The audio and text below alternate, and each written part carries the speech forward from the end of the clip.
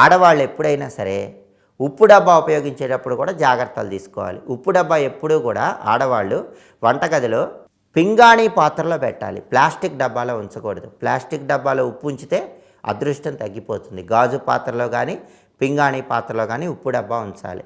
అలాగే ఉప్పు డబ్బా కూడా వంట చేసుకునేటప్పుడు వాళ్ళకి సరి సమానమైన ఎత్తులో ఉండాలి. ఉప్పు డబ్బా బాగా పైన ఉండకూడదు, బాగా కింద ఉండకూడదు. బాగా పైన ఉంటే కనుక ఇబ్బందులు వస్తాయి. బాగా కింద ఉంటే భార్యాభర్తల మధ్య గొడవలు అవుతాయి. అందుకే సరి సమానమైన ఎత్తులో ఉప్పు డబ్బా ఏర్పాటు చేసుకోవాలి. ఉప్పు ఎప్పుడు కూడా ఓపెన్ ఎయిర్కి ఉండకూడదు. ఉప్పు ఓపెన్ ఎయిర్కుంటే అప్పుల పాలవుతారని పరిహార శాస్త్రం చెప్తుంది.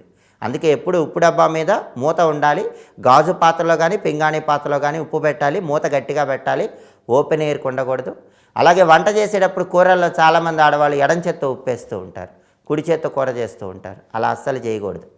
కుడి చేత్తో మాత్రమే ఉప్పు వేయాలి. అప్పుడే ఇంటి యజమానికి కలిసి వస్తుంది.